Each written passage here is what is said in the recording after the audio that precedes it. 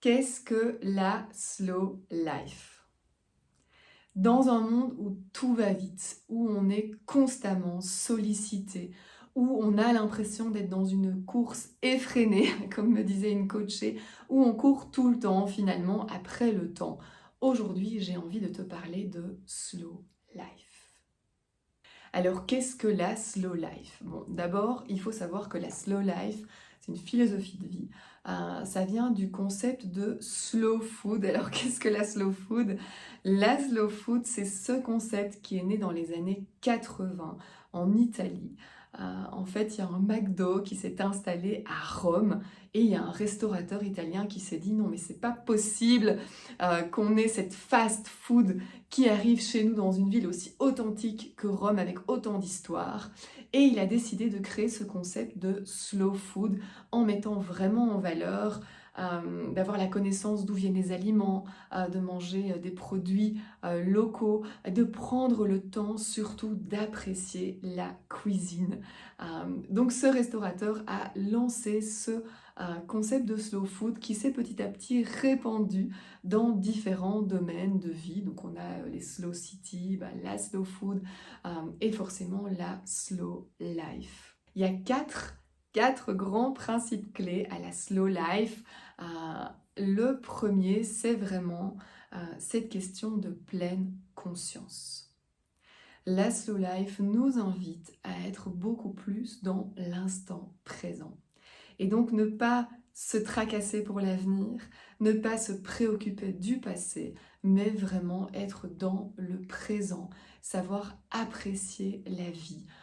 Donc il y a différents moyens pour ça qui vous permettent de vous connecter davantage au présent, qui te permettent de te connecter davantage au présent. Être dans la joie, simplement déjà, parce que la joie, c'est l'émotion du présent. Être dans la gratitude aussi. Et alors tout ce qui va être les exercices de méditation, de yoga, tout ce qui va te permettre de te connecter à ton corps, à tes émotions positives, là, maintenant, dans l'instant. Donc voilà, ça c'est le premier pilier de la slow life qui nous invite à être dans une vie beaucoup plus consciente et beaucoup plus intentionnelle. Le deuxième pilier, c'est la simplicité. Ça veut dire que dans ce concept, dans cette philosophie de vie de slow life, il y a vraiment l'idée de se concentrer sur l'essentiel.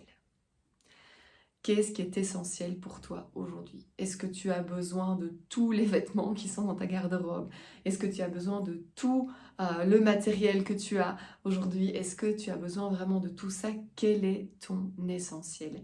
C'est à ces questions fondamentales que nous ramène la slow life en pensant du coup à comment désencombrer tes lieux de vie, donc ton lieu de travail, ta maison, comment désencombrer aussi tes relations, comment finalement te concentrer sur les relations qui comptent vraiment pour toi. Ici, ça va être vraiment l'idée de privilégier la qualité à la quantité. Et c'est à ça que nous invite la slow life. Le troisième pilier de la slow life, c'est la durabilité. Et donc, comment te créer une vie beaucoup plus durable, beaucoup plus en harmonie avec l'environnement? Comment être beaucoup plus responsable finalement de ce monde qui est là, qui est le nôtre, mais qui est surtout celui de nos enfants. Donc comment être beaucoup plus responsable, comment beaucoup plus respecter l'environnement, se respecter soi, forcément d'abord, mais aussi respecter l'environnement dans lequel tu évolues. Donc ça, c'est vraiment le troisième pilier, cette troisième réflexion auquel nous invite la slow life. Ça va être comment est-ce que tu peux consommer des produits locaux, consommer des produits qui respectent la chaîne alimentaire, respecter tout ce qui va être les produits équitables, comme on dit, donc qui respectent le travail de chacun et qui valorisent la contribution de chacun dans la création du produit. Donc vraiment être dans cette durabilité. Comment tu peux privilégier la marche ou le vélo, donc utiliser des moyens de transport qu'on va appeler doux, des moyens de transport doux. Donc pose-toi la question, dis-toi tiens, est-ce que c'est vraiment nécessaire que je prenne la voiture? Est-ce que je peux pas y aller en courant? Est-ce que je peux pas y aller en vélo? Ça peut même être une activité familiale, d'aller le matin chercher le pain à la boulangerie tous ensemble en vélo, voilà, d'improviser un pique-nique, enfin peu importe. Mais l'idée c'est vraiment dans cette slow life d'avoir une vie plus harmonieuse, plus durable, plus éco-responsable. Et enfin, le quatrième pilier de cette slow life, c'est le bien-être, c'est la qualité de vie. Et donc ici, la question, c'est vraiment comment tu peux faire pour être dans une vie qui te correspond davantage.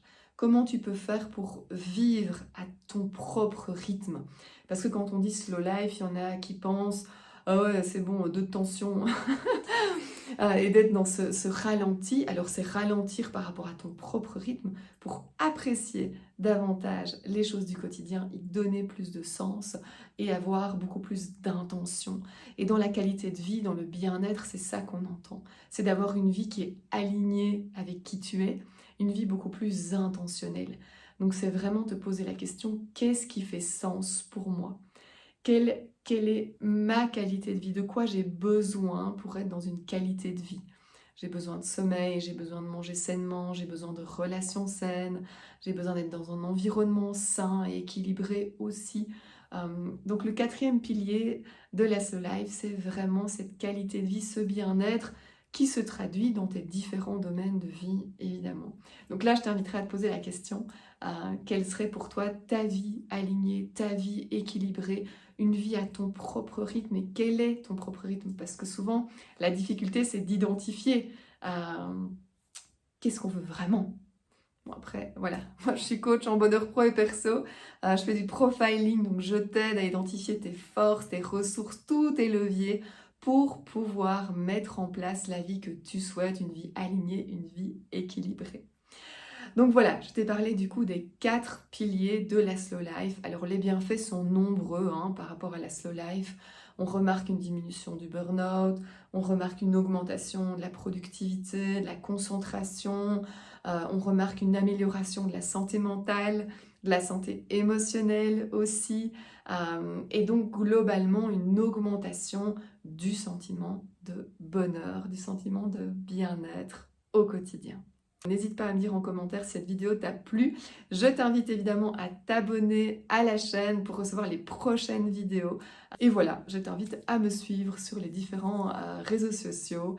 Céline Engels, Bonheur Pro Perso pour Instagram. Et je te dis à très bientôt pour une nouvelle vidéo. Je te laisse sur la question, quelle serait ta slow life idéale et qu'est-ce que ça voudrait dire pour toi d'avoir une vie à ton propre rythme? À très vite!